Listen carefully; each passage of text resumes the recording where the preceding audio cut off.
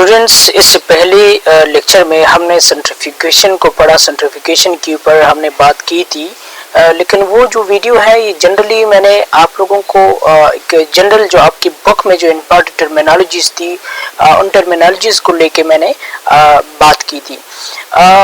वहाँ पे मैंने ये भी आपको बताया था कि सेल्फ फ्रैक्शनेशन क्या है, सेंट्रीफ्यूगेशन, ये सारी चीज़ें आपको क्लियर हो चुकी होगी। अब आप ऐसा करें कि आपकी जो किताब है वो अपने सामने रखें और अब बात करते हैं इस डायग्राम के ऊपर, क्योंकि कीपी का जो सिलेबस है, कीपी की बायो की बुक जो है उसमें ये डायग्राम मौजूद है। तो इस डायग्राम को समझने के बाद आप सेंट्रीफ्यूगेशन को तकरीबन 100% इसका कॉन्सेप्ट जो है आपको क्लियर हो जाएगा। फर्स्ट ऑफ ऑल, जैसा कि पहले लेक्चर में हम इन चीज़ों के ऊपर बात कर चुके हैं, लेकिन अभी फिर आपको समझाने के लिए मैं इनके ऊपर बात करता हूँ कि फर्स्ट ऑफ ऑल आप क्या करते हैं, आप एक टिश्यू ले लेते हैं। जब टिश्यू ले लेते हैं तो टिश्यू को सबसे पहले ग्राइंड करते हैं। इस तरह ग्राइंडर में आप इसको डाल देते हैं। जब ग्राइंडर में डाल देते हैं तो वो जो टिश्यू है, टिश्यू तो आप आमतौर पर हमारे पास कॉम्बिनेशन ऑफ सेल है, एक स्ट्रक्चर होता है जिसमें बहुत सारे सेल्स प्रेजेंट होते हैं। तो आपने करना क्या है कि आपने वैसे ही इन सेल्स को तोड़ना है, उनके सेल मेम्ब्रेन को आपने तोड़ना है, इन सेल्स को एक दूसरे से अलग करना है, ये सारा काम आपने करना है। तो आप यहाँ पे क्या करेंगे, सबसे पहले एक प्रोसेस करेंगे जिसको हम होमोजेनाइजेशन प्रोसेस कहते हैं। होमोजेनाइजेशन का मतलब यह है कि आपस में चीज़ों का एक ऐसा मिक्सचर बनाना जिसमें जितने पार्टिकल हो इक्वली डिस्ट्रीब्यूट हो। मतलब क्या है, मतलब ये है कि ये सेल्स जो यहाँ पे अभी जमघट आप देख रहे हैं, एक टिश्यू है, जब आप ग्राइंडर में इसको डाल देते हैं तो ग्राइंडर में डालने के बाद ये सारे सेल्स एक दूसरे से अलग हो जाएंगे। अब जैसे ही आप इसको डाल देते हैं तो ये सेल्स एक दूसरे से अलग हो जाएंगे। कुछ सेल्स ऐसे होंगे जिसके सेल मेम्ब्रेन भी फट जाएंगे और वो उसके जो जितने ऑर्गेनेली है सेल के अंदर, वो ऑर्गेनेली यहाँ पे इस तरह रिलीज हो जाएंगे। तो एक ऐसा सोल्यूशन यहाँ पे बन जाएगा जिसमें सारे पार्टिकल इक्वली डिस्ट्रीब्यूट होंगे। राइट, सेल के कुछ सेल्स होंगे, कुछ सेल के ऑर्गेनेली होंगे, कुछ ऑर्गेनेल्स की मेम्ब्रेन होंगे, कुछ सेल्स की मेम्ब्रेन, इस तरह से इसके अंदर इसकी डिस्ट्रीब्यूशन होगी।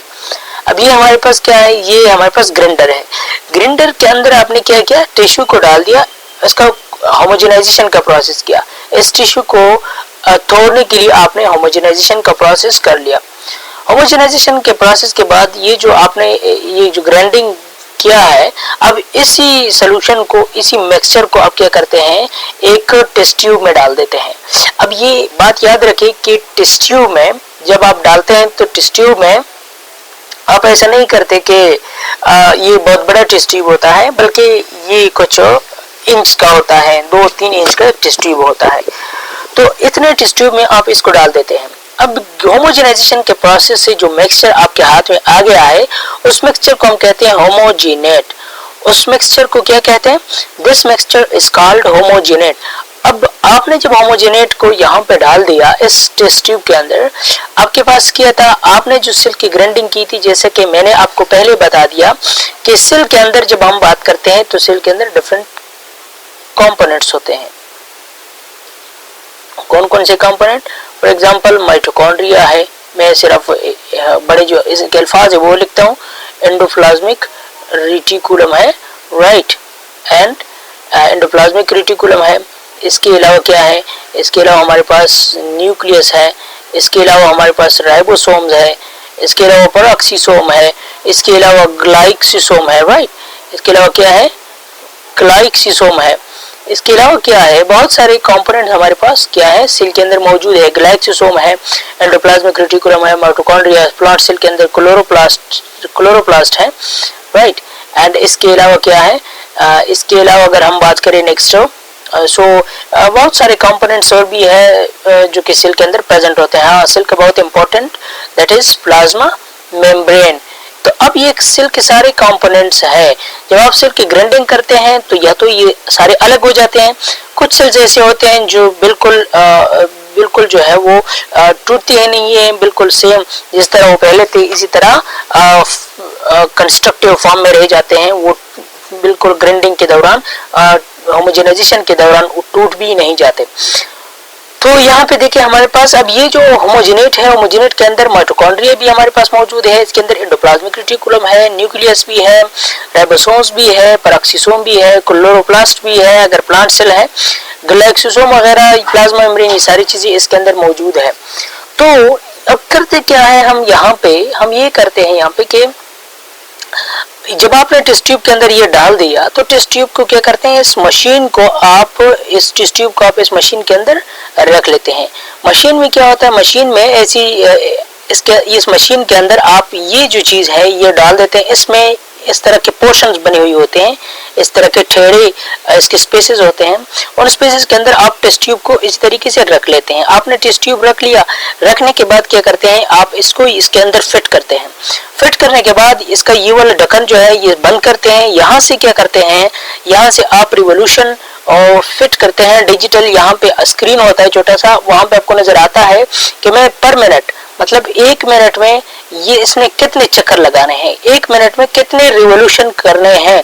जब आप ये बात करते हैं 1 मिनट में रिवोल्यूशन की बात करते हैं तब ये बहुत इंपॉर्टेंट है, राइट। 1 मिनट में कितने रिवोल्यूशन कितने रिवोल्यूशन 1 मिनट में होनी चाहिए। अब यहाँ पे एक बात याद रखें कि in the very first time homogenate के अंदर हमारे पास बहुत सारे बड़े बड़े कंपोनेंट्स, एंडोप्लाज्मिक रेटिकुलम, न्यूक्लियस, ये सारी चीजें हैं। इसके अलावा मॉलिक्यूल भी हैं, छोटे मॉलिक्यूल्स भी हैं, छोटे कंपोनेंट्स भी हैं। तो हम बड़े कंपोनेंट को अलग करने के लिए पर मिनट कम रिवोल्यूशन रखते हैं, पर मिनट कम रिवोल्यूशन रखते हैं। या मतलब ये है कि हम 10 मिनट में जब फिट करते हैं, या यहाँ पे टाइम बताया गया है, अगर हम रिवोल्यूशन की हिसाब नहीं करेंगे मतलब रिवोल्यूशन सेम रहेंगे तो फिर हम टाइम को इंक्रीज करेंगे। पहले हम कम टाइम के लिए क्या करेंगे, कम टाइम के लिए इसको घुमाएंगे, फिर इसकी वो बड़े बड़े पार्टिकल जब अलग हो जाए इससे फिर क्या करेंगे, तो ज्यादा टाइम के लिए घुमाएंगे। जब उससे भी कंपोनेंट्स अलग हो जाए तो फिर इससे भी ज्यादा वो घुमाएंगे ताकि जो पार्टिकल है वो सेंट्रीफ्यूगल फोर्स के जरिए नीचे की तरफ बैठ जाए, ठीक है ना। अब यहाँ पे देखिए हम इस एक टेस्ट ट्यूब को मैं आपको समझाता हूँ कुछ इंपॉर्टेंट चीजें।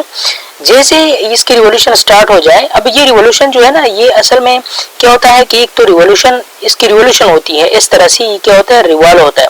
एंड इसके साथ साथ क्या होता है कि जो यहाँ पे जितने भी पार्टिकल है इस रिवोल्यूशन की मदद से, क्योंकि ये टेढ़ा होता है इस तरह, और टेढ़ा होने की वजह से जो पार्टिकल है वो बाहर की तरफ क्या करते हैं, मूव करते हैं। तो जो पार्टिकल साइज में बड़े होते हैं वो सबसे पहले नीचे बैठ जाते हैं, जो इसका जो बिल्कुल बेस होता है बेस के ऊपर आ जाते हैं, बेस में आ जाते हैं। एंड सबसे इसके बाद जो छोटे पार्टिकल होते हैं वो यहाँ पे आ जाते हैं, फिर इसके बाद जो छोटे होते हैं वो यहाँ पे आ जाते हैं, इसके बाद यहाँ पे आ जाते हैं। तो जितना आप ज्यादा इसको घुमाएंगे उतना ज्यादा ये पार्टिकल नीचे आएंगे। तो आप क्या करते हैं, सबसे पहले 10 मिनट के लिए इसको घुमाते हैं। 10 मिनट के लिए घुमाने के बाद क्या होता है आई एम सॉरी 10 मिनट में घुमाने के बाद ये होता है कि जो बड़े पार्टिकल है वो यहाँ पे बैठ जाते हैं। तो फिर आप 15 मिनट के लिए घुमाते हैं। 15 मिनट में ये है कि जो छोटे पार्टिकल रह जाते हैं वो फिर नीचे आ जाते हैं। तो इस तरह से ये सारे पार्टिकल आप अलग कर सकते हैं, अलग कर लेते हैं आहिस्ता आहिस्ता। अब बात करते हैं इस डायग्राम के ऊपर। अब डायग्राम के ऊपर बात करते हैं। असल में इसमें मैं 10 मिनट से ज्यादा वीडियो रिकॉर्ड नहीं कर सकता, it's a big problem for me.